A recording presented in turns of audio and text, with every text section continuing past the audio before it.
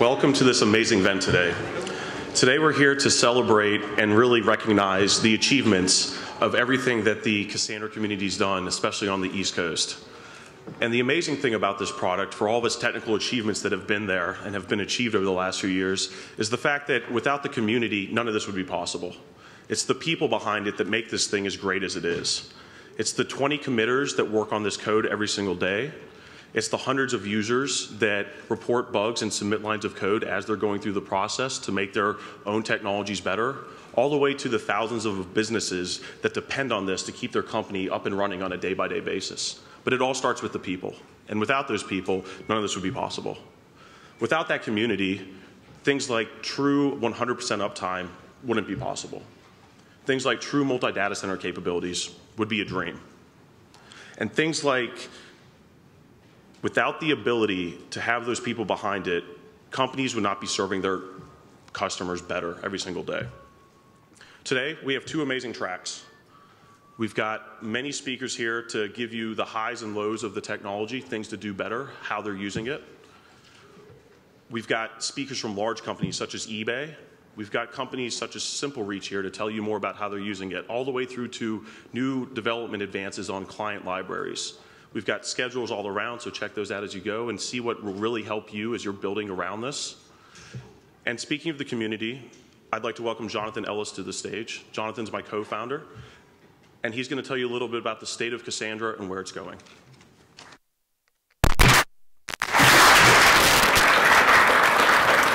Thank you, Matt. So running with the theme that Matt kind of launched us off with, we have about twice as many people here as we did just over a year ago for our last New York conference. So that's the kind of growth that's really awesome to see.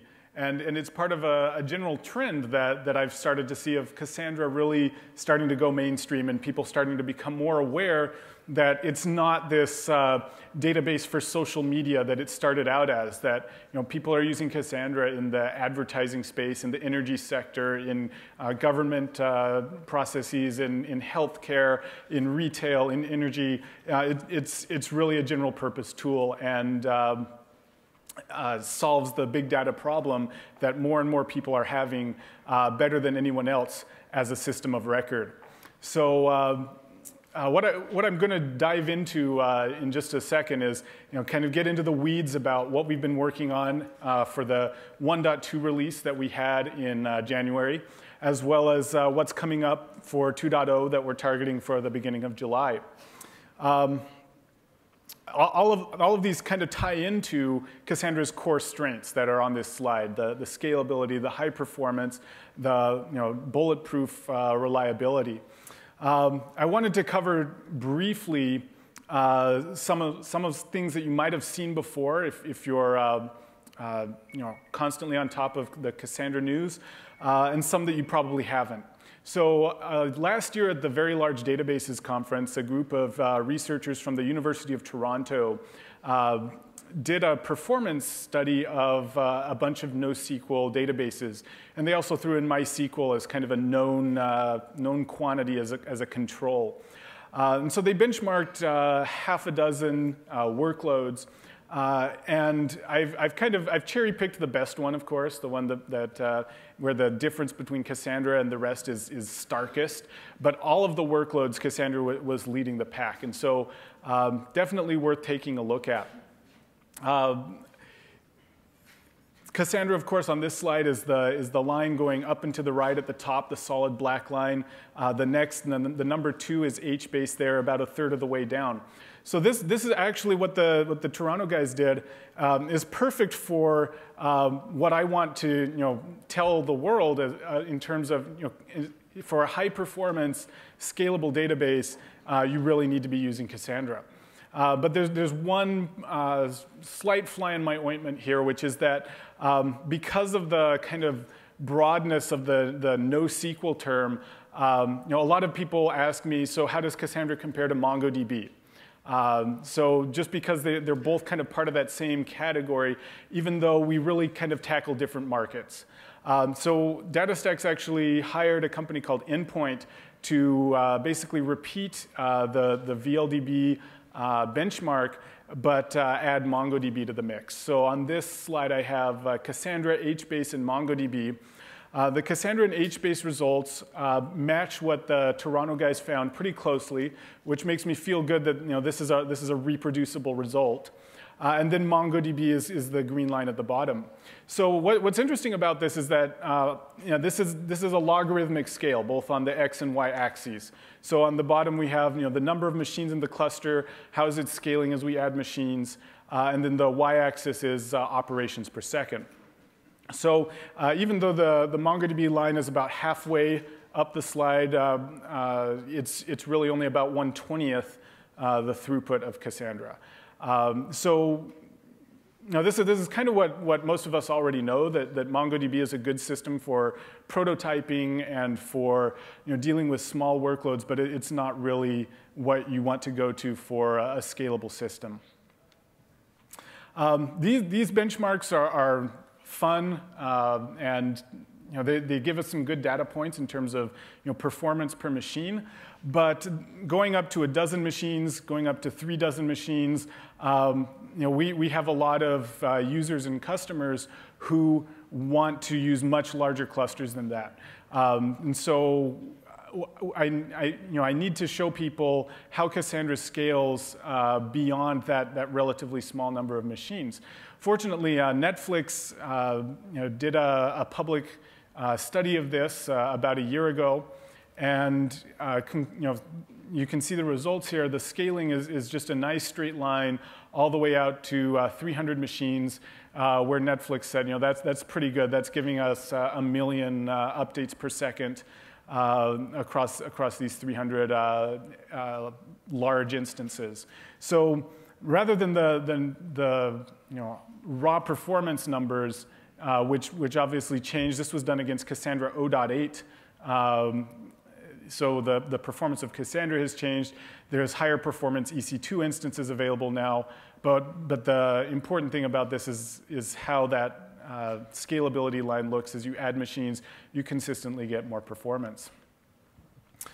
Finally, some quotes from people that I saw on Twitter, some Cassandra users that I enjoyed, saying that Cassandra, you can talk about in theory how it's designed for reliability, but really the proof is in the pudding. How does it hold up in the real world? I'll call your attention to the lower right. Nathan Milford will be talking later this afternoon. I'm actually not sure what he's talking about, but it should be interesting. So I want to spend the next part talking about the new features in Cassandra 1.2. So I've kind of grouped these into 2 categories. I've got on the left features that are making your lives easier from an operations perspective, from managing a cluster. And on the right, we have things that are more meant for making your life easier as an application developer, new features that you can use in your application code. So I'm going to start with the ones on the left, and I'm going to talk about each of these in more detail with the exception of the one at the bottom, parallel leveled compaction. So just to give you a quick sketch of what that's talking about, in 1.0 we introduced a new compaction strategy called leveled compaction, and what this does is it's tuned for read-heavy workloads where I've been doing a lot of updates to the same data set as opposed to inserting new rows. So leveled compaction works well for that, but especially on newer solid-state deployments, leveled compaction becomes CPU bound rather than IO bound. And so we needed to be able to let you do multiple of these compaction operations within a single column family at the same time. So that's what this is referring to. So starting with concurrent schema changes, let's get into a little more detail here. This is a little bit of a mulligan for me, because we actually tried to do this in 1.1, and we got almost all of the way there except for creating new tables, which is arguably the most important part. And so we had to go back to the drawing board and fix it right for 1.2. So now you can actually create and drop tables in application code and not have to worry about the dreaded schema confusion errors that you could get with older releases. So if you're not a Cassandra veteran and that's kind of Greek to you, Cassandra's always supported being able to modify your schema and create new tables, but it's been targeted at, I'm pushing a new release of my software, so I'm going to add some new tables for that. I'm going to add some new columns for that. And this is a once-in-a-while occurrence rather than my application code is creating new tables on the fly. So for that second case, that's what this is talking about, that now it's safe to let your application do that with no risk of getting confused about what's going on in the rest of the cluster. A bigger feature in terms of, I think, the impact on cluster management is virtual nodes. So we've always had the paradigm that each Cassandra node was responsible for a single range of data. So on the left here, this is what we're talking about in the 1.1 and earlier days. And what we're doing in 1.2 is we're splitting that up so that each node is still responsible for the same amount of data, but it's split up into smaller ranges. And what that does for us is it makes it so that the machines that it shares data with, that it has pieces of data replicated to, it also spreads out across the cluster. So as an example of the problems that this solves, if I were rebuilding node 5 in this 6-node cluster, so it's failed, I brought a new machine in, and I need to re-replicate the data to it that the old node 5 used to have. So I have ranges of data, C, D, and E, replicated to it, or that I need to replicate to it. And I can grab those from node 3, node 1, and node 4. And there's other choices I could make, but fundamentally I can pick one node to grab each of those ranges from. So in this 6-node cluster, I have a 50% participation rate in that rebuild. So that's not terrible. But as I scale that cluster up, the same number of machines can participate. So if I have a 100-node cluster, that's a 3% participation rate. So my rebuild is going to be not nearly as parallel, not nearly as quick as it could be. So since vNodes lets us split those ranges up and spread them across the cluster in terms of who I'm replicating with, that lets everyone participate in the rebuild. So in 1.2, the default, if you enable vNodes, it's actually disabled by default because we want to be a little bit conservative and basically not surprise people who don't know what they're signing up for, because some of the management strategies are a little bit different. But by default, we use 256 vNodes. If you have more machines, if you have hundreds of machines in your cluster, that might not be enough. You might want to increase that. But Cassandra is capable of increasing that after you deploy, so it's not something you're locked into. The other thing that vNodes helps a lot with is adding new machines to the cluster. So if you've managed Cassandra clusters before, you know that either you need to double the number of machines in the cluster, or after you add some machines, you need to rebalance the cluster and have it basically shift everyone around the token ring in terms of what they're responsible for. And vNodes means you don't need to do that anymore because I'm grabbing small ranges of data from all my peers in the cluster. So if you want to enable vNodes, if you're upgrading and you do want to enable that, then there's a line you uncomment in the configuration file. And then what that's going to do is that's going to split up my range into smaller virtual nodes. But they're all still going to be right next to each other. So then the next step is we need to kind of spread those across the cluster. And so there's a command to do that called shuffle.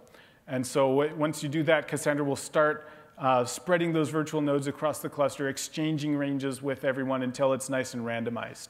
So it's a two-step process. The next category of features we added to 1.2, they're kind of all targeted at denser machines or fat nodes, as I like to call them, where people are increasingly, it's easy to build hardware now that has 5, 10 terabytes of data on it on a single machine. And Cassandra's historically done best with basically half a terabyte to 1 terabyte per Cassandra process. So we needed to make some changes to enable larger amounts of data per machine. So the first of those is better support for just a bunch of disk deployments. So historically, the best practice has been to deploy Cassandra in a RAID 10 configuration. Because in this scenario, if I have a bunch of hard disks on Cassandra and one of them fails, Cassandra hasn't known how to recognize that that disk is dead and it's not coming back. And so we've encouraged people to deploy on RAID 10, which hides those single disk failures from you. The downside, of course, being that I'm already letting Cassandra replicate my data 3 times across the cluster, or however many times you choose. And so giving up an extra 50% of disk space to have that replicated locally as well feels like a waste. It's a trade we'd rather not make. So 1.2, we're emphasizing support for that JBOD configuration, just like Cassandra managed the raw disks. And so we've taught Cassandra to recognize that when a disk fails and what to do about it. What to do about it is a little bit, it's not a one-size-fits-all answer, actually. So by default, what we'll do is if we recognize that a disk is dead, we'll actually shut down the Cassandra process on that machine. And then we'll let you either replace, rebootstrap that machine, or maybe you want to run a repair, but we'll shut it down by default.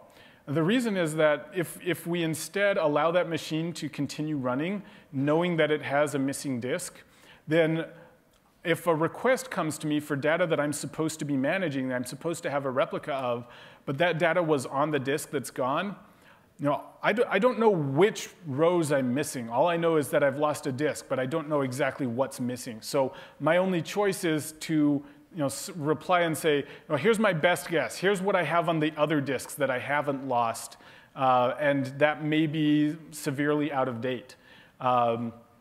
So that's why conservatively we stop the process and let you, if you rebootstrap it, then you won't be getting any out-of-date information served up. But it's up to you. If you're okay with running with Cassandra serving up that obsolete data, then that's an option that you can configure. The next thing we needed to address was that we have a bunch of structures internal to the Cassandra storage engine that take up memory proportional to the amount of data you have on disk.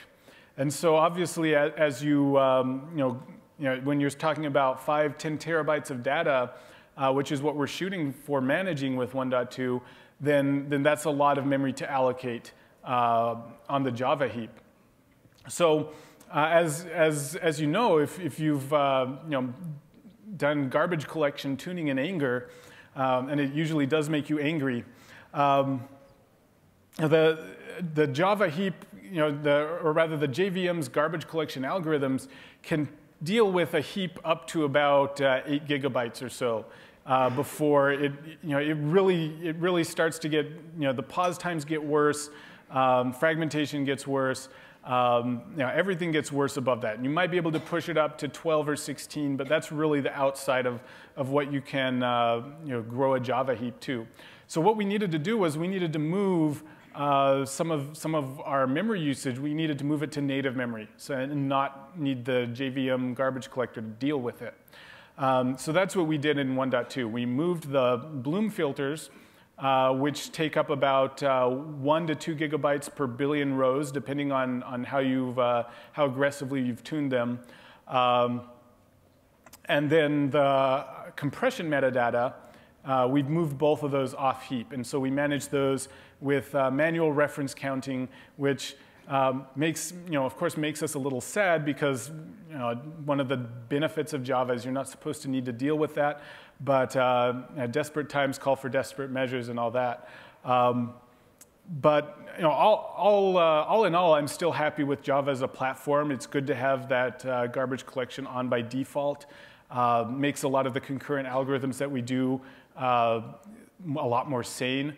But in some of these cases, we do have to kind of go behind its back to get the performance that we need. So switching gears now to what have we added on the client development side? What new features do we have for you to use in your applications? One of the first of these is atomic batches. So as review, before I talk about the atomic part, I just wanted to do a quick review of what regular batches are and what the problem is that we're trying to solve with atomic batches. So a batch is just a group of updates to different rows that you want Cassandra to apply as a unit. So in this slide, I've got a red, yellow, and blue rows. That's my batch, and those live on different replicas. So the red row is not part of the same token range as the yellow row or the blue row. So this is what that looks like if everything goes well. That the client says, here's my batch. The coordinator says, OK, I'll figure out where each of those rows goes and send them out. The problem is, what if the coordinator actually starts sending out those rows, but then dies partway through?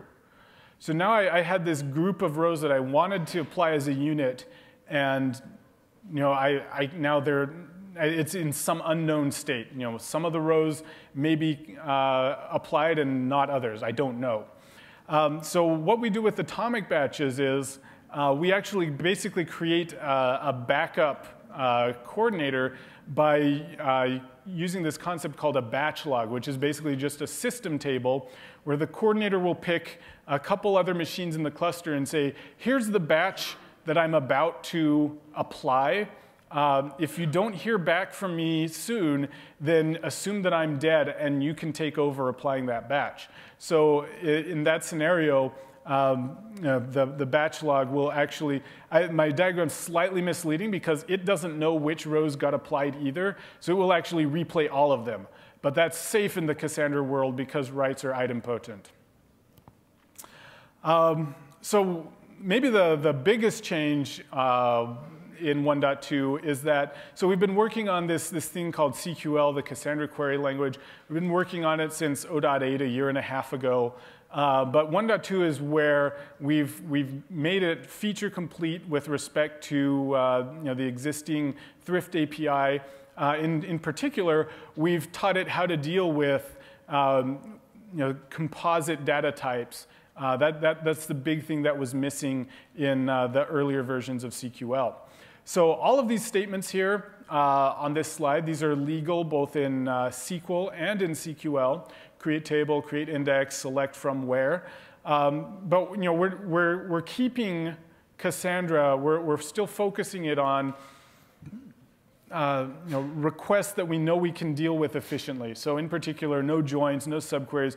We're not going that direction with CQL. But what we are doing is we're giving you a better API that's easier. It's both easier to use because I can use an interactive shell to test out the queries that my application's doing. And it's also more performant. Because with CQL, we can do prepared statements. Now I don't have to send the whole query every time. I just need to say, here's the prepared statement I want to run, and here's the bind variables that I want you to inject into that. So what I want to do here is show you how Cassandra can map a schema that was defined under the old Thrift rules and how that will map to CQL. And I'm going to get a little bit, it's going to get a little bit hairy and brains will explode. But the take-home lesson is that you can express anything in CQL that you could have using the Thrift API. And upgrading, if you decide that I want to start writing new features for my application in CQL, then that's a gentle upgrade path. I don't have to dump and recreate tables or any of that. I can use the same data files that I've been using, but Cassandra will know how to deal with that with the Cassandra query language. So I'll show you how that works. I'm going to be talking about a fairly simple data model where I have songs and I have playlists that have groups of songs, and show how that maps to CQL. So the songs definition is both the simplest and the hairiest just in terms of how long it is, because the thrift schema definition was not optimized for this. But what I'm doing is I'm basically creating what we would call a static column family, where I have 4 columns in this table, and they all, every row has the same columns. Every row has a title, an album, an artist, and then some song data, MP3 or FLAC or whatever. So this actually maps one-to-one straightforwardly with the CQL definition, where I have create table, title, artist, album, data, very straightforward. So you can see how these rows here, where I have these thrift or storage engine data cells, those turn into one-to-one to the CQL columns. So very straightforward. Now, things start to get more interesting when we want to model what we called a wide row column family. So to illustrate that, I'm going to use a song tags. I want to tag my songs with different categories, and each song can have multiple tags. And of course, each tag can be applied to multiple songs. So the straightforward way to do this in 1.1 would have been with a table like this. I'll have a song tags table. And what I'm going to do is I'm going to take that column name and I'm going to treat it as a piece of data. And so what we're going to see here is that this isn't going to map one-to-one with CQL columns anymore. And so I'm going to do a little bit of a retroactive terminology change. So from here on, when I say column, I'm going to be talking about the CQL concept. And instead, when I'm talking about the thrift concept of a name and a value tuple, I'm going to say cell. So just to make it clear which one I'm talking about. So each of these cells has a name that is determined. That basically the name is the tag data that I'm interested in. So the way we map that to CQL is we introduce the concept of a compound primary key. So I'm going to have my partition key, the song ID here, and then I'm going to have the tag name. And by having that tag name as part of the primary key, that's telling Cassandra that that tag name, that's actually contained in the cell name.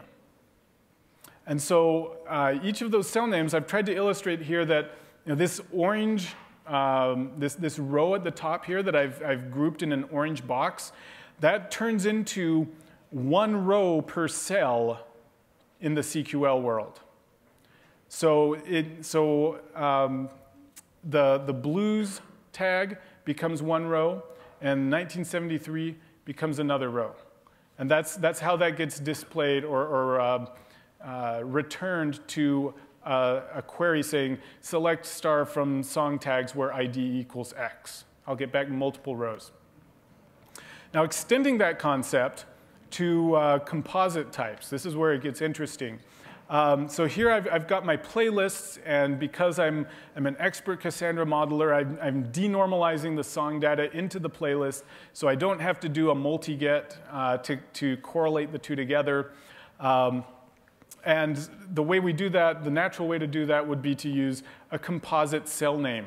So I've got 3 components in there. I've got the title, artist, and album component, all composited together into the cell name. And so it's the same concept as before in the song tags, where I have each cell is now turning into a row for CQL. And I kind of pull those components out into the title, artist, and album columns. Now, the other thing that's important to note here is that if I pull, so this create table here up at the top, That's optional in the sense that if I don't have that, if I had this definition in 1.1, and then I upgrade to 1.2 and I say select star from playlists, I'm going to get this result set back, except that Cassandra won't know what name to give to each of those components. So what it will give me back is instead of ID, title, artist, it'll give me key, column 1, column 2, column 3, and value is what it will give me. So the sort of column metadata is optional, and you can give it to Cassandra without recreating anything. All you need to do is you say, alter table playlists, rename column 1 to title, and that's what you would do. The other thing that we've added in 1.2 is kind of syntactic sugar for certain types of composite columns, and we expose these as collections. So instead of having a separate column family for tags in 1.2, we could actually push those into the songs table as a set. And so that's what I've done here. It's a nice, convenient way to add small pieces of variable length collections to your base table instead of having to split those out into separate column families. The other things we've done for CQL in 1.2, we've added a data dictionary. And I won't go into that in detail except to say that this replaces all the kind of one-off methods we've had for thrift, for describe schema, for getting the token ring, and so forth. So we've got all of these are in the system key space. You've got key spaces, you've got column families, you've got local, which is data that I know about myself. Note that the tokens column, and because of the wrapping, it's a little bit hard to tell, but the tokens column is the second to last one here. So you can see that that's a set of 0 is what that is. So I have a single token, and my token is 0 on this machine. And so if you upgraded to vnodes, then that would be a larger set. So we're already using these data types internally. Similarly, the peers is what data do I know about the other nodes in the cluster, and again, tokens is a set. One of the last thing here that we've added for 1.2 is the ability to ask Cassandra, show me what is actually happening as you execute this request. So here's a simple insert, and you can see I've color-coded it for the blue lines are the coordinator, and then it hops over to the replica, and it actually does the insert, and then it goes back to the coordinator to report success. So this can be very useful for figuring out why is Cassandra not as fast as I thought it should be. So something that a lot of people like to do when they're starting out is saying that, hey, since Cassandra is going to order everything within a partition for me, I can use that to make a persistent queue really easily. So my queue definition might look like this, where I have a queue ID, and then I'll have queue entries that are the created at and then the values. So Cassandra will give me these queue entries by in chronological order. So as I pull those out, I'll delete them and then always get the next most recent one from my queue. So the problem is, here's the query I'll do at the top here, to get the next item in the queue. But after I've done thousands of these inserts and deletes, then the tombstones start to be a problem. And so this doing a trace illustrates that, where everything is small numbers of microseconds until we get to this highlighted one in green, that all of a sudden this took 35,000 microseconds or 35 milliseconds. And that says I read 1 live cell, that's what you asked me for, limit 1, and 100,000 tombstoned. So the tombstones aren't free, and this is one of the things that you need to keep in mind as you're designing your Cassandra data model. And it's always been a little bit tough to see those because everything in the client API, basically, once it's a tombstone, it doesn't exist anymore. So it's very easy to not see the effect that they're having on you, and tracing exposes that. So briefly, I also wanted to give a little bit of a heads up today on what we're working on for 2.0. Like I said, we're targeting this for July. The items on this list are ordered in kind of how far along we are in implementing them. So eager retries and improved compaction, these are done. And then triggers, compare and set, and a more efficient repair, those are works in progress. So eager retries is, for historical reasons, we call the system in Cassandra that does this the dynamic snitch, where each Cassandra coordinator knows how quickly the replicas are handing it back data, and it will route requests to the ones that are responding fastest, to the ones that are least heavily loaded. But you can still have hiccups in that. Either because I routed the request to the middle one here, and then he died. After I sent him the request, or maybe he didn't die, but maybe he had a garbage collection pause. Just briefly.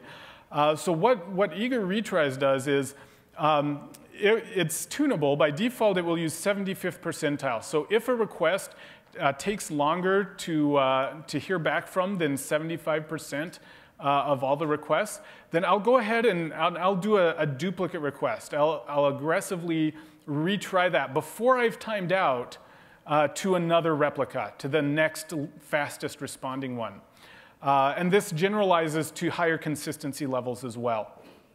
And it's also tunable that you can ask it to do 90th percentile or 95th, or you can say, I want you to retry after a certain number of milliseconds.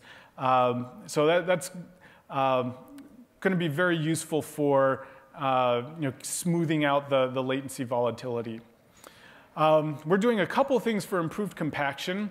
We're introducing specialized compaction strategies for different workloads. One that's pretty easy to take care of is I'm only inserting new data. I'm never overwriting existing rows. And then I want that data to stay around for 30 days or 3 months or whatever. So we don't need to merge those data files with existing ones to take care of row overwrites. All we need to do is expire those data files all at once when everything in that row or in that table, in that data file has expired. The more interesting question is, can we do anything for a general purpose workload? Can we do better? And I'm going to refer you here to Jake Luciani's talk later today. He's going to be talking about his new compaction strategy. I found out about this yesterday. It's pretty clever. I'd recommend checking that out. Triggers, if you've been around the Cassandra community for a while, Triggers has been on my list of maybe next release for a couple years now. So this time for sure. Or this time for almost sure. We have a proof of concept. It's not finished, but we do have a proof of concept that shows that it's possible. And this actually builds on the atomic batches from 1.2, which is why it's a lot more tractable now. So the syntax is a little bit up in the air, but what it looks like is it's going to be probably something like this, where you tell Cassandra, I want you to execute this trigger that's in this jar against this table. And then inside the jar, you'll have a class that implements the trigger interface that basically takes a row, and you can add or remove updates from that row. And since it is raw code, you can also do things like send an email. You can do things like emit a storm tuple and other things like that. So we're giving you kind of maximum flexibility as well as maximum not user friendliness, because it is raw code. So what we're shooting for with 2.0 is we're proving that it's possible. We're giving you something that you can start exercising, and then we'll take a look at kind of what patterns emerge and what do we want to make reusable and provide more syntactic sugar for. Compare and set is the one I'm really excited for, because this is kind of letting us order updates sequentially within a column family and guarantee that nobody else is interfering with those. So the classic example that I like to use is, what if I want to support user registration? So in Cassandra by itself, there's no really good way to do that, because I can have concurrent users, as I've illustrated here, both say, does this user exist? Cassandra says no, so both of them try to create it. And remember that insert in Cassandra is really insert or update. So one of these is going to scribble over the insert that the other guy did. So we need to be able to separate those. So that's what compare and set does. It turns out that a lot of, or I wouldn't say a lot, but when people have needed to do this in the Cassandra community, we've typically used a locking strategy like Zookeeper or Hector locks. But there's actually kind of esoteric failure conditions where that's actually not demonstrably correct. And so we had to kind of go beyond that. And of course, Paxos is the distributed consistency superhero. And that's what we ended up with after a lot of research. So Paxos is basically a two-phase commit on steroids that it lets a new proposer kind of take over and finish up a proposal that got partway through. So it handles the kind of failure conditions that two-phase commit doesn't. So there's a couple interesting questions when we apply this to Cassandra, one of which is, what do we call it? You know, I can say compare and set to an audience like this. To a more general audience, I think I need something a little more descriptive, a little more user-friendly. So kind of trying to figure that out. Another is that this is actually a rare feature that it's actually easier to create a Thrift API for than it is a CQL one, because there's no real analog in the relational world. The relational world solves this problem with transactions, which are not a good fit for Cassandra for a bunch of reasons. So one way that we might do this syntax is with adding an if clause, as I've put here, that says here's the condition part of the compare and set. Finally, we're looking at doing more efficient repair. So repair, of course, consists of two phases. One that we call validation, where it builds a hash tree of the data that it has and exchanges it with the other replicas. And then after that, the replicas dig down in the hash tree to find out where the inconsistencies are, where the replicas have different information, and then they stream that data to each other. So most of the time, there's a relatively small amount that we need to stream. So the validation part is the painful part. So what I have to do is I have to go over all the data that I have for the range that I'm repairing, turn it into a hash tree.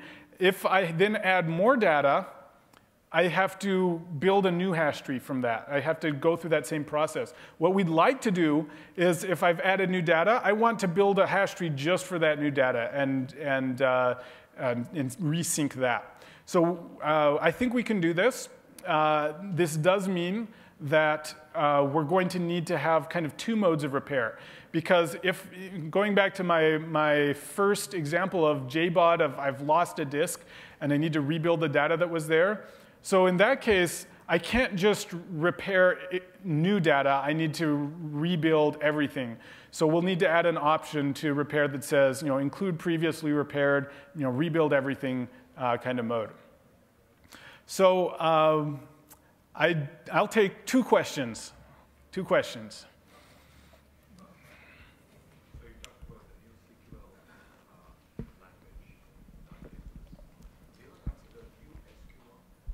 The question was, since we're adding a CQL language inspired by SQL, have you considered NewSQL and the approaches they're taking there? Fundamentally, those systems are taking a different approach, where they are trying to provide you full ACID transactions, and there's a bunch of limitations that come with that we're not prepared to accept, primarily around not being able to do the kind of multi-data center replication that we do, as well as there's a lot of overhead with that, and Cassandra's faster. Are you going to decommission the existing Thrift API, and will new features that are being added to CQL become available to existing Thrift? That's a good question. So I should have mentioned that, because I want to be very clear that Thrift isn't going anywhere. So we're not going to break working code. We're very, very firm on that. That said, things like compare and set, that's straightforward to add a thrift API for. I just add a new Cass thrift method. Things like collections, that doesn't really make sense in the thrift world because that's kind of syntactic sugar that I've done to your thrift row to expose that to CQL. So on the thrift side, you would still be dealing with lists of byte buffers, right? And then so you can still access that collection data, but you don't really have anything that says treat it differently. You just have to go by that composite cell. So yeah, we are going to try to expose things to thrift where that makes sense. But I think that there's going to be cases like the collections where it doesn't really make sense to try to do any more than thrift already does with it.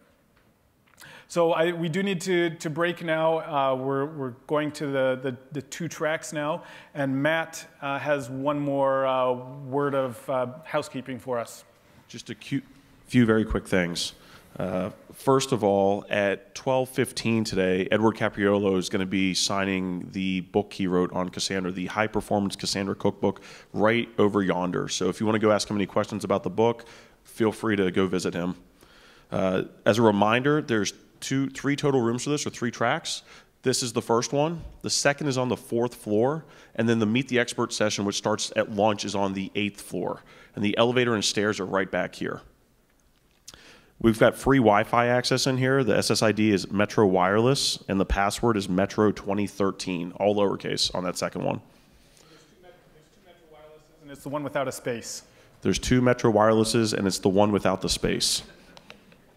We've got charging stations over by our partner pavilion, as well as on the 4th floor. So for everyone who needs to have a laptop, knock yourself out.